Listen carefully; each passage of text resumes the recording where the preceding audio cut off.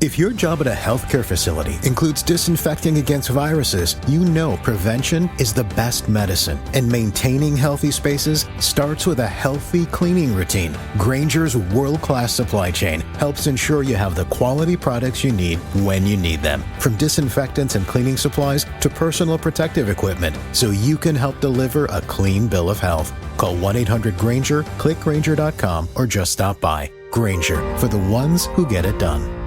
We'll talk about being in the minority. Sometimes it's good to be in the minority. You know, in our society, we talk a lot about the majority. You know, we decide things by a majority vote. If you run a business, you try to cater your goods and services to what's going to sell the most, because you want to have a good business, so you try to cater to the majority. If you run a restaurant, you want to try to have meals that the majority of people are going to like. So our society puts a lot of emphasis on the majority, but in the Bible, we're going to learn that in God's viewpoint, sometimes it's better to be in the minority.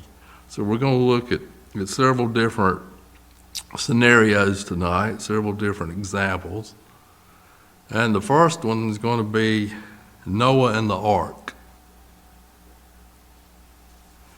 Now we have quite a few verses tonight. I'm not going to try to put them all on the board, so we're just going to let you know what they are and you can follow along. Good to see Johnny and Darlene. That was one of our prayers that we prayed about. It's good to see them.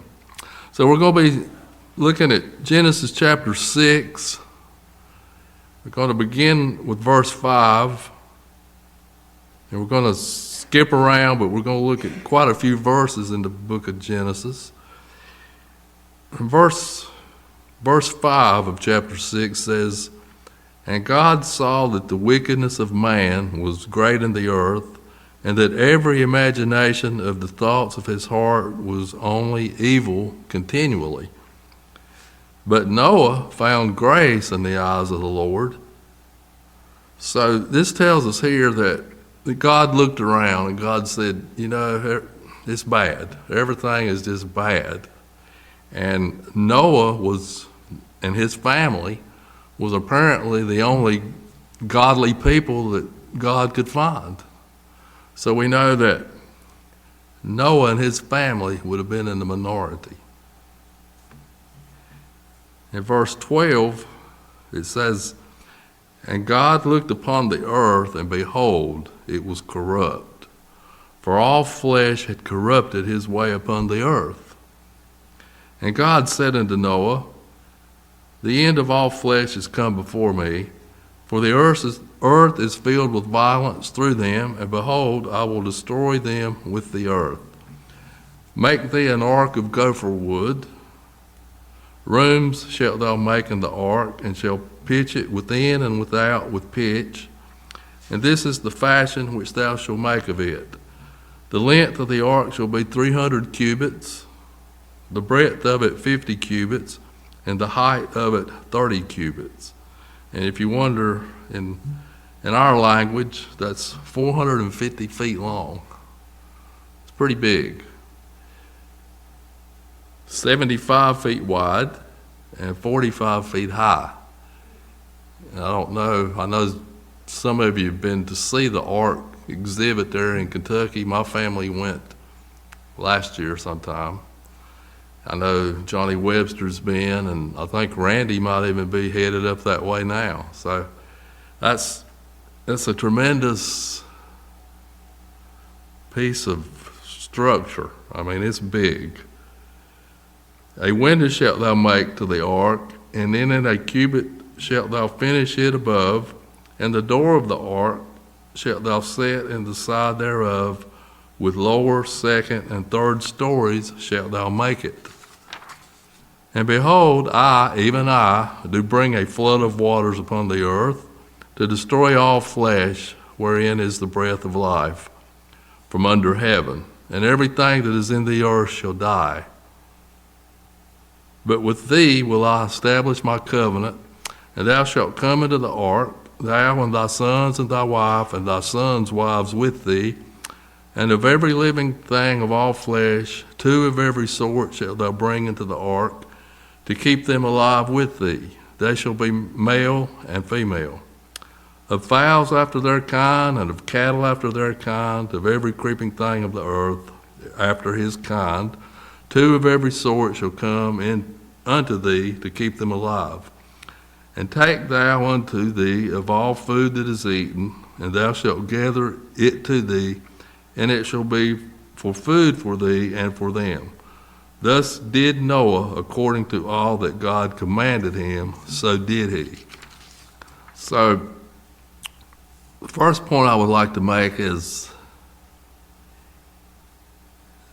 in chapter 6, verse 5,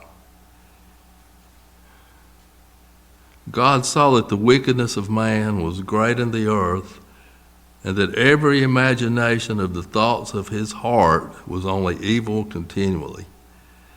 Now, we like to blame our modern society for a lot of our problems. You know, we blame things on technology, the internet, TV, sports, all these bad influences. Well, they didn't have any of that back then. They didn't have pornography as we know it. They didn't have TV shows that gave the wrong message. But what they did have was their imagination. The imagination of the thoughts of his heart was only evil continually. So this tells us that sin is a heart problem. I mean, you can be somewhere by yourself with nobody around you, and if you're thinking the wrong kind of thoughts, then you can be sinful. And this is what was going on. And God, he spared Noah and his family, but we know that Noah would have probably been ridiculed when he was building that ark, don't you think? Because up until this time, it had never rained like we know rain. The earth was watered by a mist that came from below the surface. So, can you see the folks sitting around at their dinner table maybe saying, what's Noah doing? I mean, he's crazy. I mean, he's building an ark? What for? You know, he says it's going to rain. What's rain? You know, the only thing we know about water is that it comes up from the earth and waters everything, but he spends all his time out there building that ark. So he was probably ridiculed for that. So I think we can safely say that Noah was in the minority, him and his family. But when it started raining, he was glad that he was in the minority. Only he and his family and the animals that were on the ark, they were the only ones saved. Everything else was wiped out. So in the case of Noah, it would have been good to have been in the minority. The next thing we have, next set of verses I want to look at, and the next example. Do you remember the 12 spies in Numbers? Numbers chapter 13. We're going to spend some time there, so if you would like to flip there, you can. This would have been the children of Israel getting ready to enter into the promised land. So God had freed them from Egyptian bondage. He had brought them through the Red Sea. He had took care of them there in the wilderness. He fed them with manna. He guided them. He did everything for them. And the ultimate goal was for them to enter into the promised land. So they were getting close. In Numbers chapter 13, verse 1, "And the Lord spake unto Moses, saying, Send thou men, that they may search the land of Canaan, which I give unto the children of Israel. Of every tribe of their fathers shall you send a man, every one a ruler among them. So they sent 12 spies to search out the land.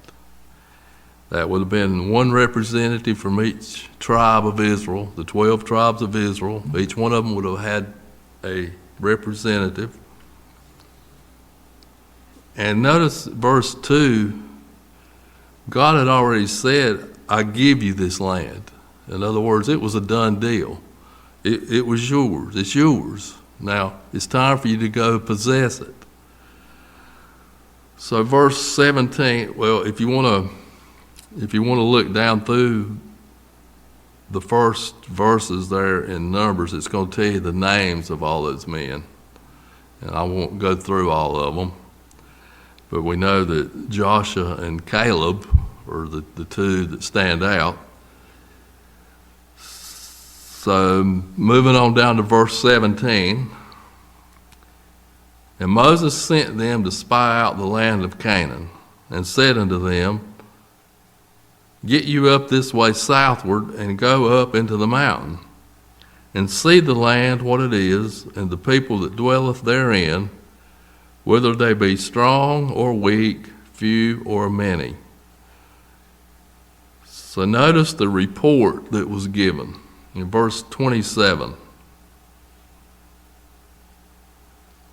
This is the report of the 12 spies. And they told him and said, We come into the land whither thou sentest us, and surely it floweth with milk and honey, and this is the fruit of it. Nevertheless, the people be strong that dwell in the land, and the cities are walled and very great, and moreover we saw the children of Anak there. The Amalekites dwell in the land of the south, and the Hittites and the Jebusites and the Amorites dwell in the mountains, and the Canaanites dwell by the sea and by the coast of Jordan. And Caleb stilled the people before Moses and said, Let us go up at once and possess it, for we are well able to overcome it.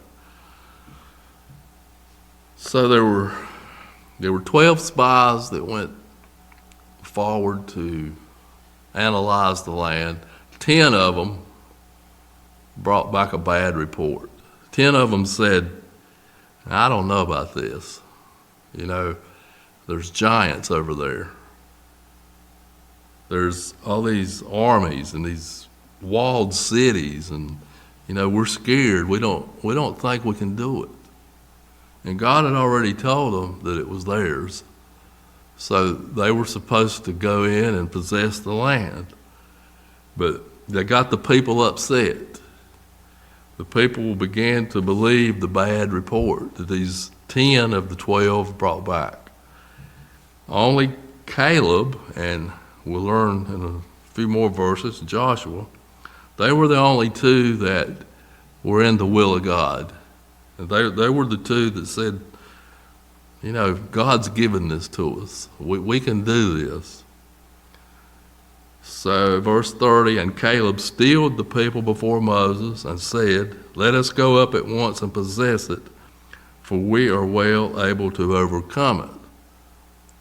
But the men that went up with him said, We be not able to go up against the people, for they are stronger than we. And they brought up an evil report of the land which they had searched unto the children of Israel, saying, The land through which we have gone to search is a land that eateth up the inhabitants thereof, and all the people that we saw in it are men of great stature. And there we saw the giants, the sons of Anak, which come of the giants. And we were in our own sight as grasshoppers, and so we were in their sight. They were intimidated. And their main problem was they didn't trust God. God had told them that I'll take care of these things. You just go possess the land. That's what we're supposed to do. We're supposed to do what God tells us to do and let him work out the details. So, moving on to chapter 14, Joshua and Caleb try to reason with the people. Verse 6 of chapter 14, and Joshua the son of Nun, and Caleb the son of Jephunneh, which were of them that searched the land, rent their clothes. And they spake unto all the company of the children of Israel, saying, the land which we passed through to search it is an exceeding good land.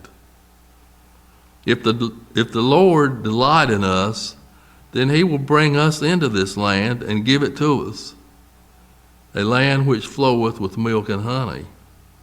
Only rebel not ye against the Lord, neither fear ye the people of the land.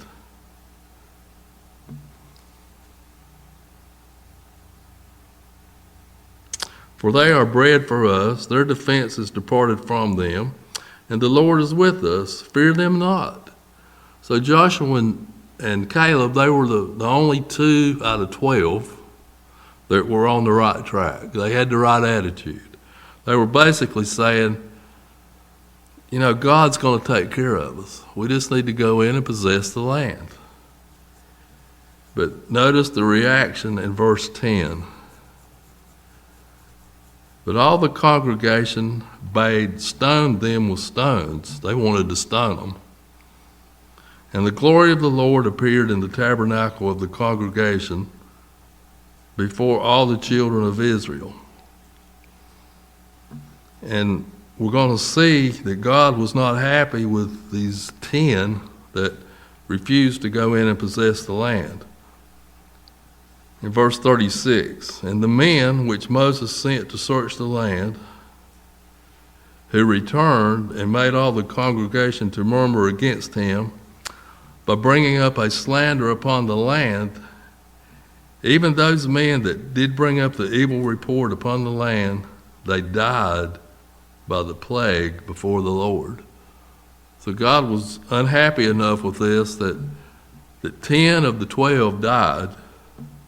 But Joshua the son of Nun and Caleb the son of Jephunneh, which were of the men that went to search the land, lived still. So don't you think Joshua and Caleb would have probably been happy that they were in the minority? They were the only 2 that survived out of the 12. So the point of all this is that if we have God on our side, it's okay to be in the minority. The world that we live in, many times they are anti-God. They're against God. So we don't want to be in the minority just for the sake of being in the minority.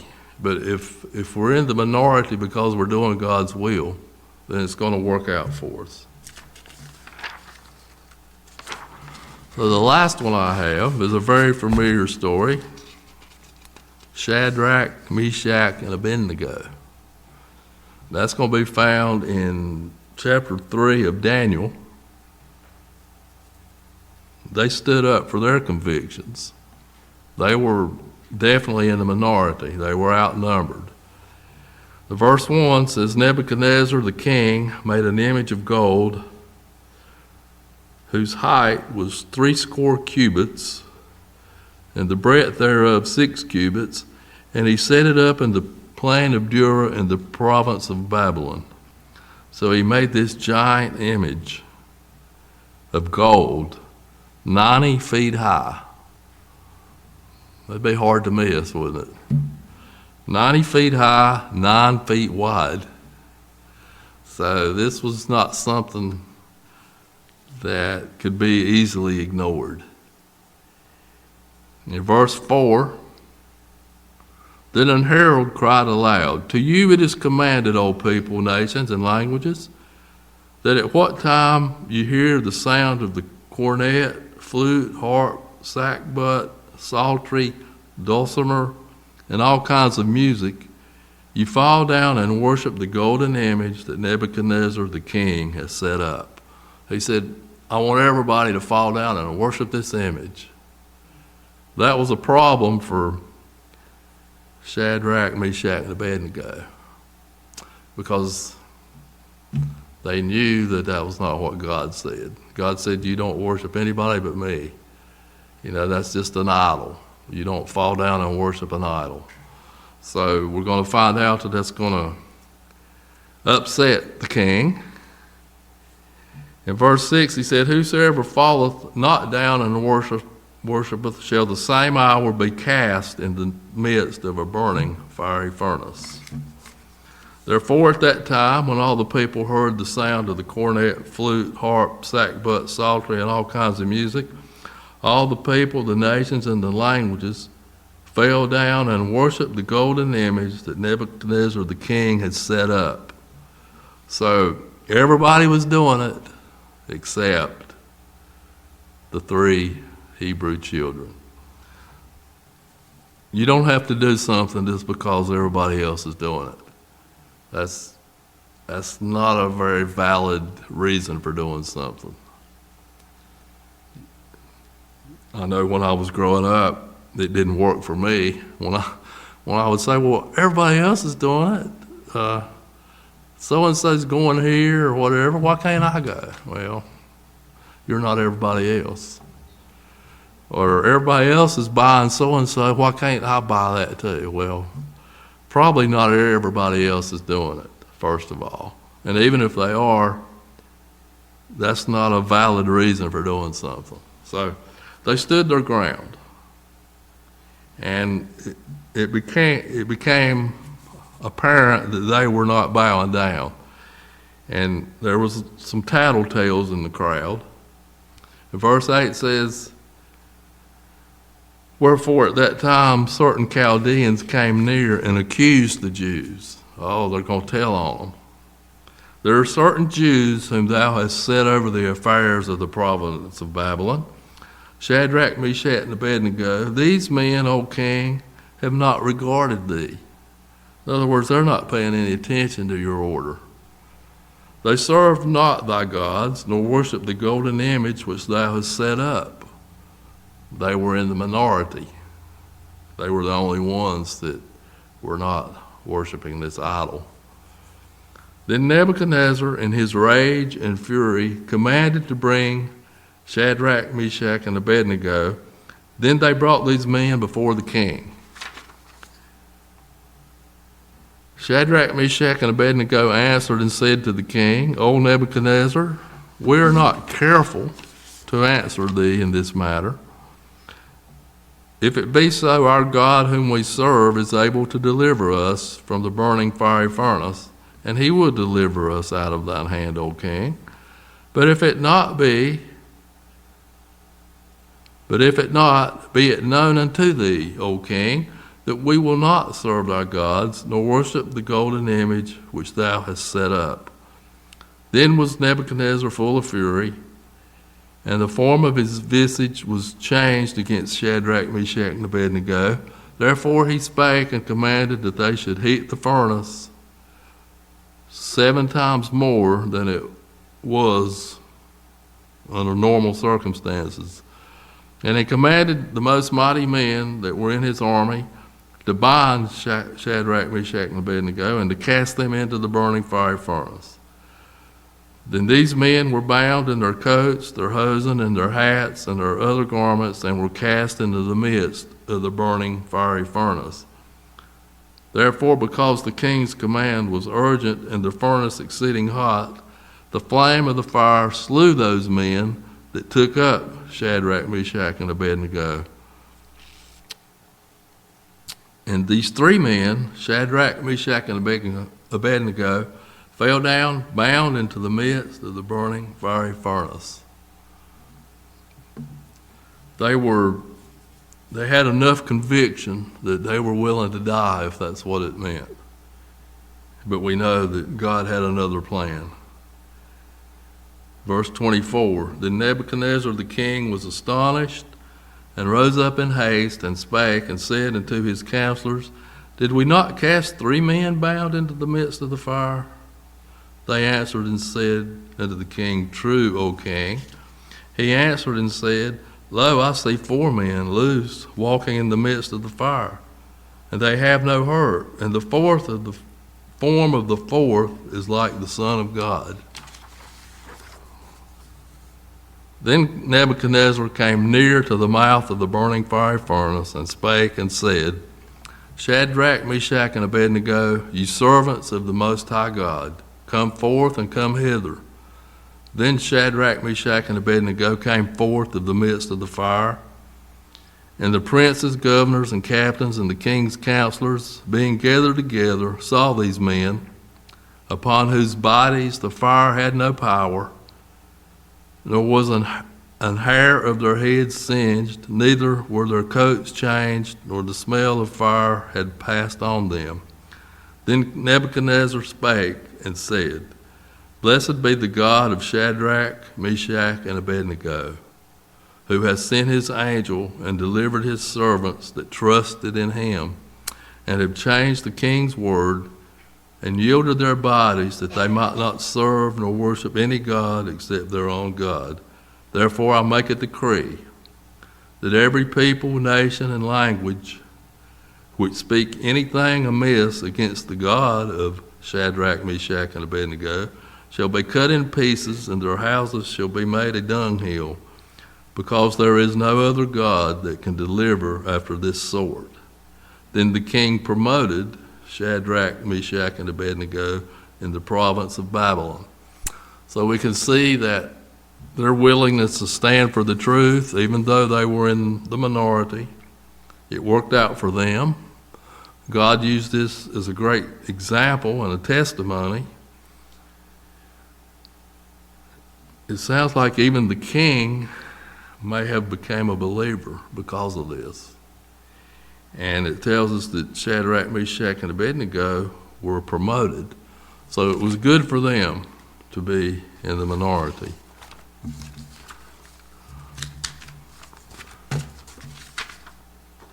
There are many scriptures in the New Testament about being in the minority.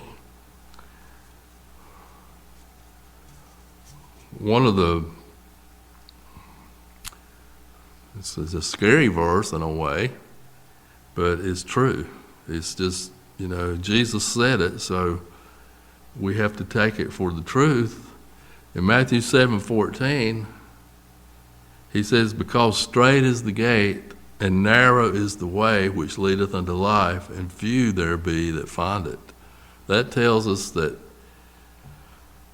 most people are not concerned about spiritual things. We get busy and we're concerned about a lot of other things, but it says that the majority of people are not going to find the way to eternal life. So there again, it's good to be in the minority.